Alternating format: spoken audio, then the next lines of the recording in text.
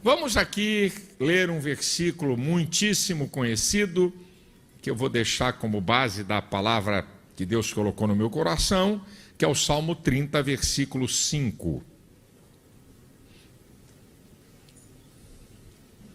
A parte... Não vou ler o versículo, que é pequeno, não leio o versículo todo, não há nenhum problema. Salmo 30, versículo 5.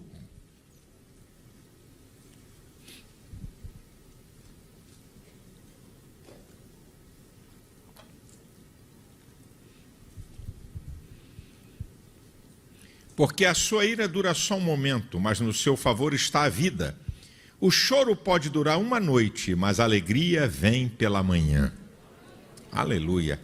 Eu quero trazer uma palavra para você sobre o que antecede as grandes vitórias de Deus na nossa vida, né? Ou as grandes vitórias da nossa vida. O que antecede isso é o que vem antes. Porque a gente foca só na questão da vitória, ou no momento da vitória. A gente quer a vitória, eu quero vitória. Quem não quer vitória? Eu também quero. Mas vamos parar um pouquinho para analisar o que antecede, o que vem antes da vitória. Eu vou basear a minha palavra em um grande momento da vida do profeta Elias, certo? Que eu vou basear a minha palavra. Lembra que antes da chuva, 3 anos e meio de seca, de fome e de escassez. E ali tem alguma coisa que a gente pode tirar para a gente analisar, né? Até alguma coisa que eu e você temos que estar preparados, temos que observar e temos que fazer, né? Antes de você ver, experimentar as grandes vitórias de Deus na sua vida. Primeiro, se é que você quer vitórias de Deus na sua vida, então vamos ver o que vem antes. Primeiro, obedecer a palavra do Senhor. Vamos dar um pulinho lá em 1 Reis, capítulo 17. 1 Reis, capítulo 17, só para a gente fazer uma leitura aqui.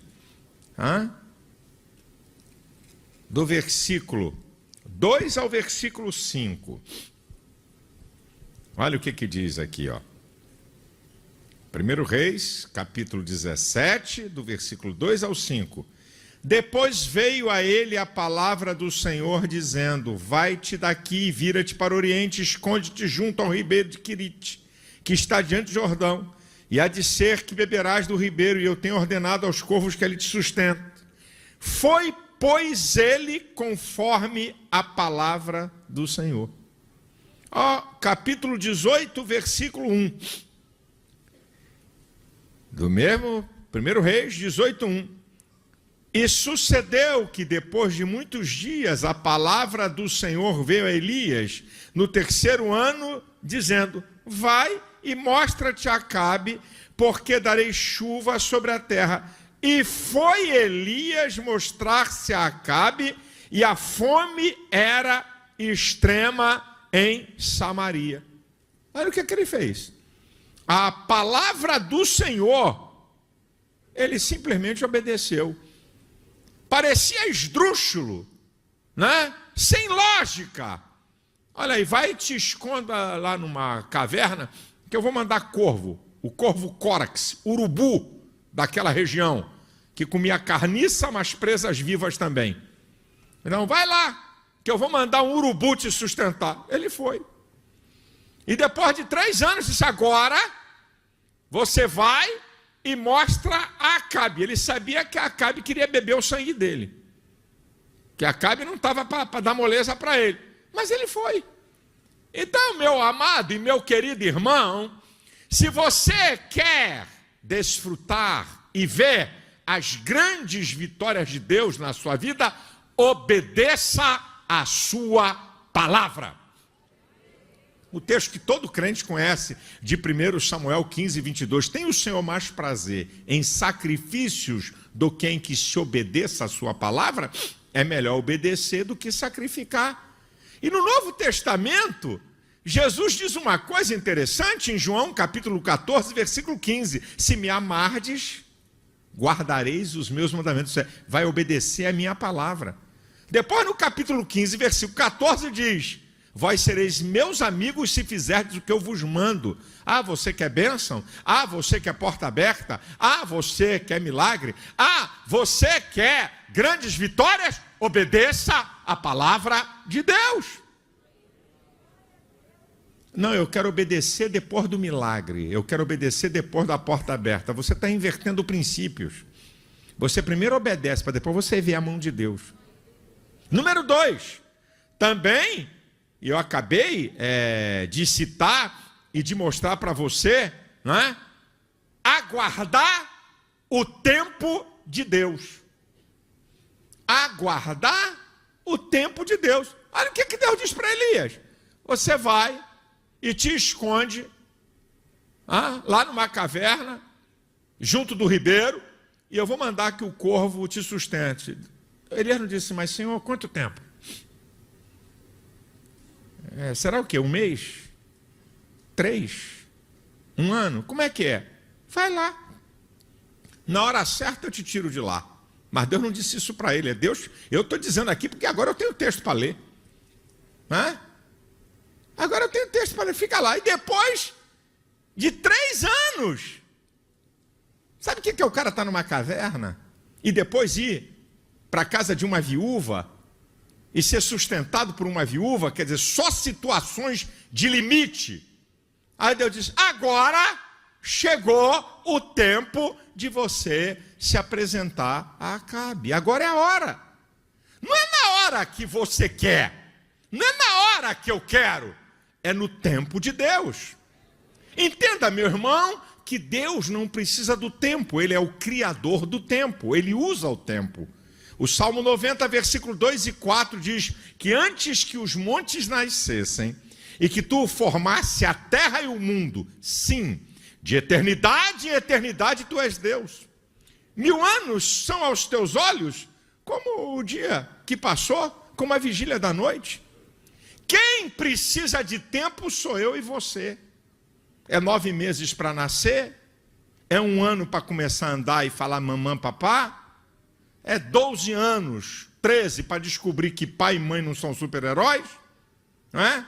É 21 anos para atingir uma certa maturidade, 30 anos para atingir o limite máximo da maturidade. A partir daí o homem só acumula experiência, e quando você pensa que já sabe das coisas, está na hora de morrer.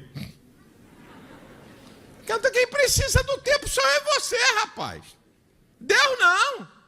O tempo é um dos fatores mais extraordinários para você aprender, crescer, se desenvolver e se preparar para a vitória.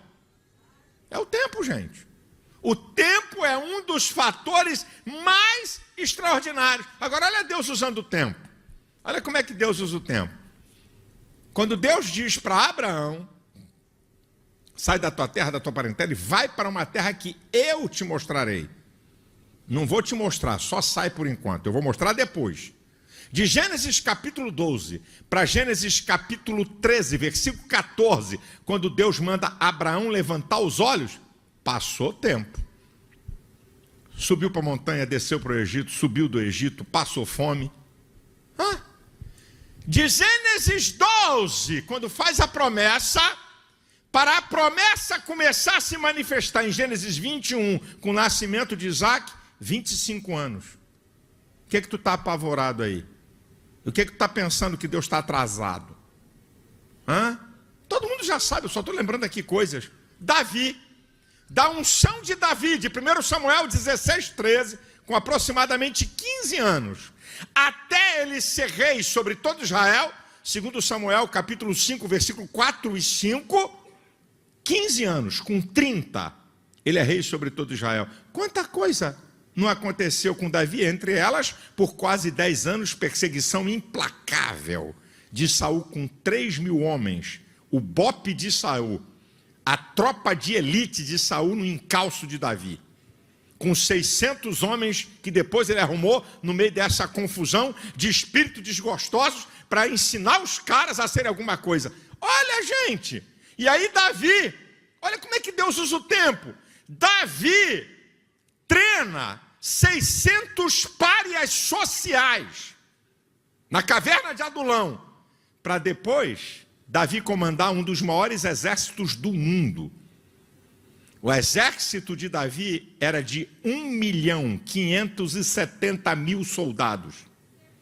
Para você ter uma ideia, as Forças Armadas Brasileiras, nós estamos falando, meu filho, meu amado, de 3.000 anos atrás. Davi tinha um exército de 1.570.000 homens. As Forças Armadas Brasileiras são um pouco mais do que 300.000 homens. Exército, Marinha e Aeronáutica. Só para você ter uma ideia do que era o exército de Davi. Mas ele foi treinado no tempo, para na hora certa, agora você vai para o trono. Foi ungido com 15 anos, mas só começou a exercer a unção com 30. Você está achando que Deus está demorando? Isso aqui é uma das coisas mais importantes que precedem o tempo de vitória, o tempo de bênção. Deus não anda atrasado nem adiantado. Deus sempre está na hora certa. Gálatas 4:4. E vindo a plenitude dos tempos, Deus enviou seu filho, nascido de mulher, nascido sob a lei, na hora certa, no tempo certo. Está aqui, ó. Pá! É agora. É Davi que fala no Salmo 27, versículo 13 e 14. Pereceria sem dúvida, se não cresce, que veria os bens do Senhor na terra dos viventes. Espera, pois, no Senhor, anima-te, Ele fortalecerá o teu coração. Espera, pois, no Senhor. É o Salmo 40 que diz: esperei com paciência no Senhor, e Ele ouviu, inclinou para mim os seus ouvidos, e ouviu o meu clamor, me tirou de um charco de lodo, e colocou os meus pés sobre a rocha.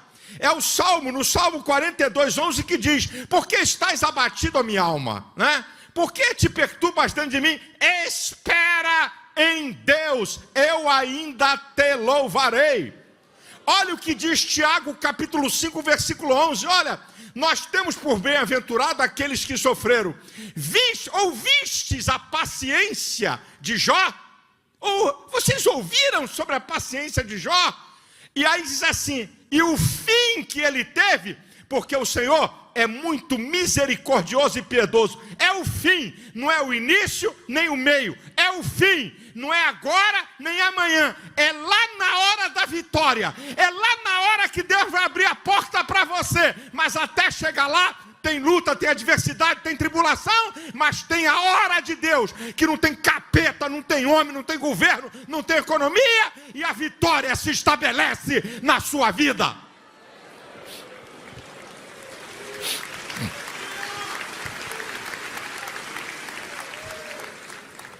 O que antecede, o que é anterior às grandes vitórias? Em terceiro lugar, elas estão interrelacionadas, é o óbvio. Se você obedece à palavra do Senhor, e se você espera em Deus, é porque você crê na palavra do Senhor. Você tem que crer. Você tem que crer no que Deus diz para você. Você tem que crer no que a palavra do Senhor fala. Você tem que crer, meu irmão. Isso aqui é o óbvio. Estão interrelacionados o primeiro, o segundo e o terceiro tópico que eu estou falando. Você não os separa. Se você crê na palavra, você espera. Se você espera, é porque você obedece à palavra, porque você crê. E você crê porque você obedece e espera. Estão interrelacionados. Jeremias 1:12 diz que Deus vela em fazer cumprir a sua palavra. Mateus 24:35, Jesus falou: passarão os céus e a terra, mas as minhas palavras não hão de passar. Romanos 3:4 diz: seja Deus verdadeiro e todo homem mentiroso. Tito 1:2, é tanta informação. Tito 1, versículo 2 diz: Deus não pode mentir. Que Deus é esse que promete e não cumpre? Que Deus é esse que fala e não acontece? Vai me desculpar, irmão, tem um monte de bobagem e de gente falando besteira e de gente falando coisa da sua área emocional que não tem nada a ver com Deus. Quando Deus fala, a coisa acontece. Quando Deus fala, a promessa se cumpre, a porta se abre e o fato é real. Número 4. o que antecede, o que precede, o que vem antes das grandes vitórias de Deus? Volto para Elias. 1 Reis, capítulo 18, versículo 30 diz que ele reparou o altar que estava quebrado. Tem 3 coisas a considerar sobre isso. O altar é a nossa vida. Talvez essa seja a sua questão. Há 3 coisas a considerar de um altar quebrado. A primeira, peças danificadas que precisam ser consertadas. Alguma coisa que precisa ser consertada na sua vida. Relacionamento com a mulher, maneira que lidar com dinheiro, né? Coisas que têm que ser consertadas. 2, peças que precisam ser substituídas. Tem coisa que não tem conserto não, tu tem que jogar fora. Tem coisa da sua vida que não é para consertar, é para jogar fora. Atitudes, comportamentos. E, terceiro aspecto, limpeza. Um altar que não está sendo usado, ele fica sujo. É apenas limpeza. Não tem que consertar peça, não tem que trocar peça, é apenas limpar. E tem o sangue de Jesus, que é especialista em remover qualquer sujeira. É o sangue de Jesus que nos purifica de todo pecado. Analise isso. O altar é a tua vida. Tem alguma coisa danificada que você tem que consertar? Tem alguma coisa que você tem que substituir, trocar, jogar fora e adquirir outra coisa? Outro tipo de atitude, outro tipo de comportamento? Ou é só limpeza que está faltando? Para que a bênção de Deus chegasse, era necessário reparar o altar. Em quinto lugar, o que vem antes, o que precede as vitórias de Deus na nossa vida? Observar os sinais. Observar os sinais. Escute isso aqui, meu irmão. Os sinais são infinitamente inferiores aos fatos. Os sinais precedem os fatos. Vamos lá? Vamos voltar para Elias. No capítulo 18, versículo 41, ele diz que eu ouço o ruído de uma grande chuva. No versículo 42, eu vejo uma nuvem do tamanho da mão de um homem. Então, o sinal é um ruído e uma nuvem do tamanho da mão de um homem. Agora, olha o fato, está no versículo 25, que ele não viu nem ouviu. Os céus se enegreceram de nuvens, vento e chuva forte. Isso aqui é o fato. O sinal é ruído e uma pequena nuvem. O fato, nuvem carregada, vento forte e desceu água com vontade. Isso aqui é o fato. Você está querendo que o sinal seja o fato. Você quer que Deus diga tudo, dê todos os detalhes. Ei, Deus não trabalha assim. Deus te dá um sinal. Um sinal, um hino. Um sinal, um texto da Bíblia que você leu. Um sinal, um sonho. Um sinal, um item de uma mensagem, como esse que eu estou falando agora. É um sinal. É um sinal. Uma palavra que alguém fala. Isso é um sinal. Os sinais são infinitamente menores do que o fato e precedem os fatos. Então, preste atenção aos sinais, porque os sinais é uma confirmação de Deus para a vitória que vai chegar, para a porta que vai se abrir, para o milagre que vai acontecer, para a resposta que você espera há anos. Tem crente que não vê os sinais.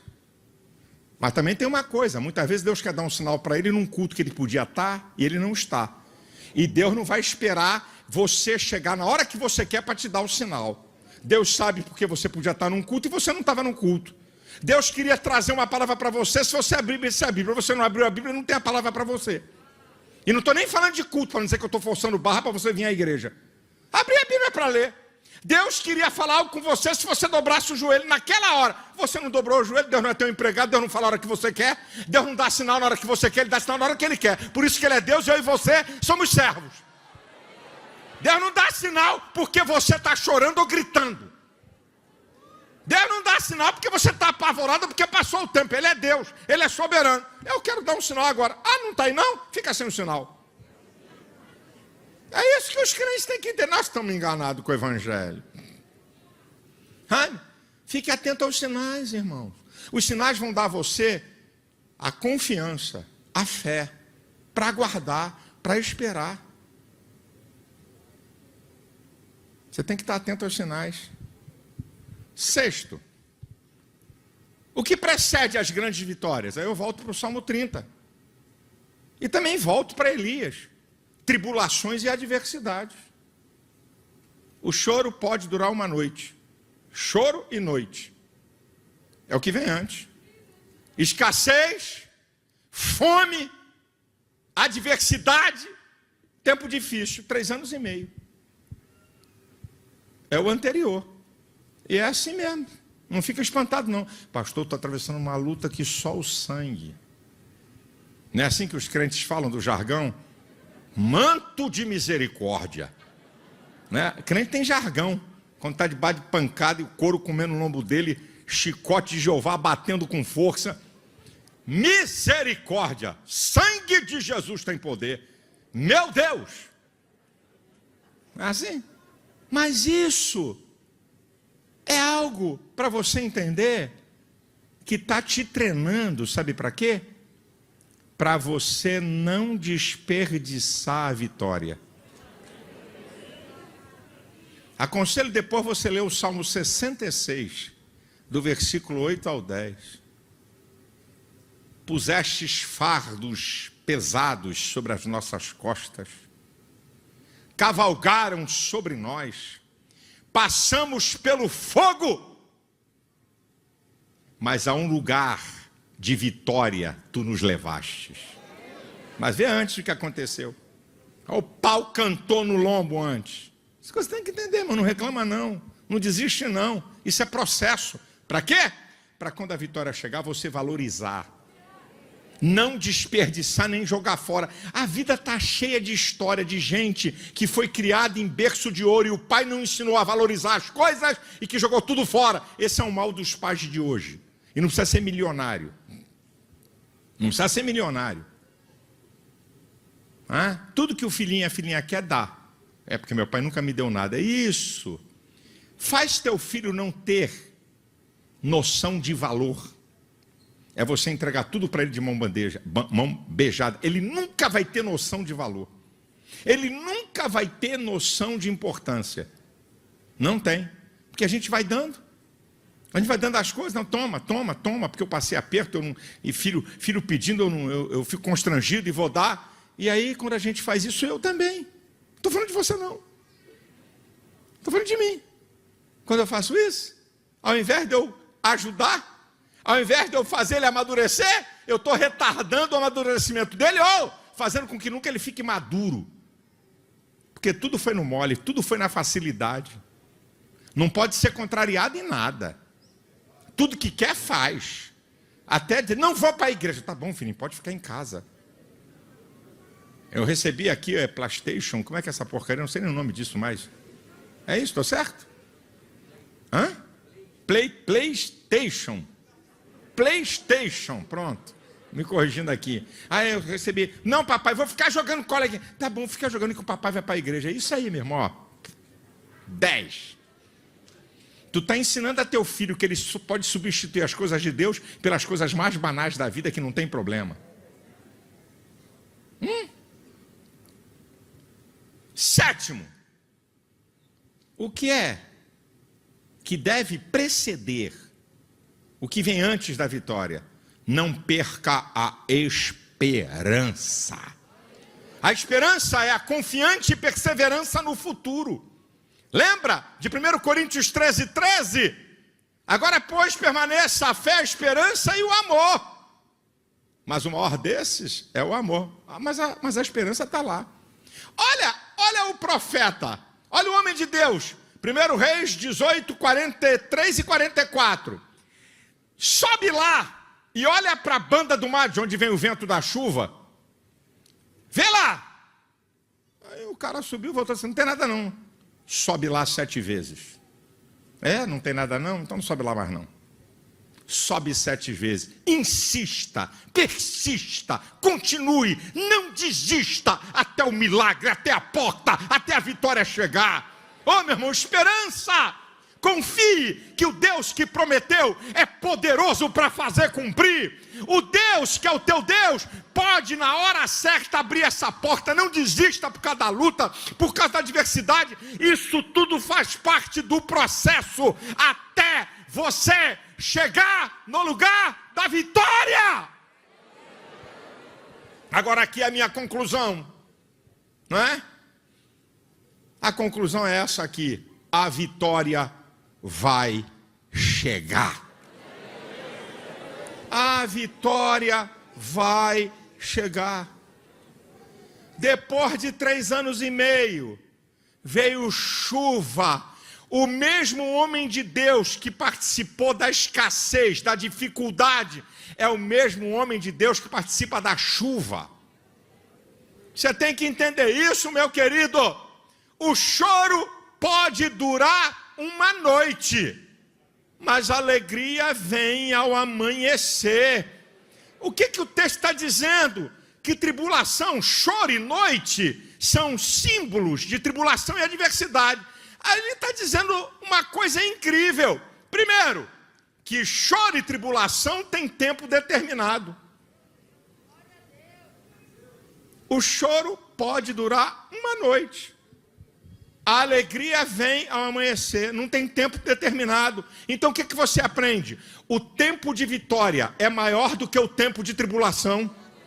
O tempo de bênçãos na tua vida será maior do que todo o tempo de tribulação e adversidade que você tem passado. Isso aqui é Bíblia. O choro pode durar uma noite, mas a alegria vem ao amanhecer. Só diz a hora que ela chega, não diz a hora que ela termina. Ei, o que Deus tem para você não é a vitória de um dia, não é a vitória de um mês, é a vitória da tua vida.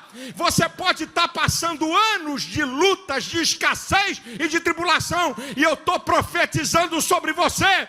Vai vir o tempo que a vitória vai chegar, e o tempo será maior do que todo esse tempo de sofrimento que você tem na sua vida.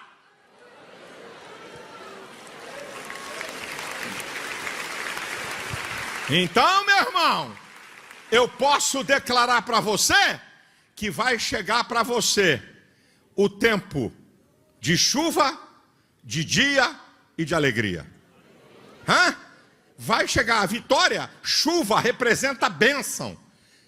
Chuva representa a resposta de Deus, cumprimento de promessa. Então vai chegar para a sua vida. Quem recebe aí? Vai chegar para a sua vida o tempo da chuva, do dia e da alegria. Você não vai viver o tempo todo em amargura, em tribulação, em dificuldades terríveis. Se você entender os princípios que eu te falei, vai chegar para você, estou repetindo, vai vir chuva, vem dia e vem alegria, vem chuva, vem dia e vem alegria. Eu repito, ouça o inferno, o capeta e quem quiser.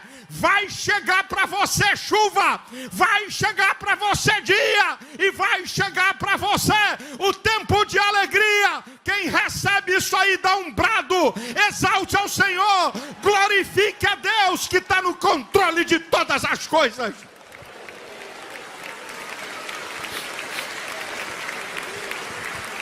Aleluia, aleluia. Dá para tu dizer para um irmão aí que está perto de você, meu irmão, vai chegar para você o tempo de chuva, de dia e de alegria. Diz isso aí, meu irmão. Fala com vontade, meu irmão. Abaixa essa máscara aí, não precisa cuspir não, mas diga para o outro ouvir.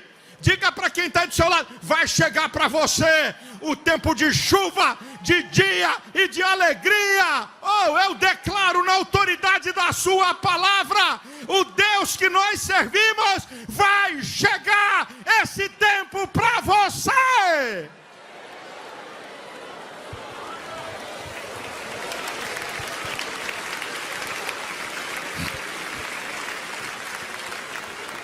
Só entenda que antes disso, obedeça a palavra do Senhor.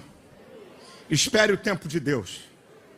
Creia na sua palavra. Restaure o altar. Fique atento aos sinais. Saiba que vai ter luta e tribulação, mas tenha esperança. Vai chegar o tempo da vitória para você. Aleluia, aleluia, aleluia. Ó igreja do Senhor, não se atemorize, não se apavore com as circunstâncias da vida. O nosso Deus está no controle de tudo, gente. O nosso Deus não depende de economia, não depende de pandemia. O nosso Deus não depende de nada disso. Ele é Senhor sobre toda a terra. Ele é soberano, Rei do universo. E Ele tem bênçãos para você. Recebe essa palavra em nome de Jesus.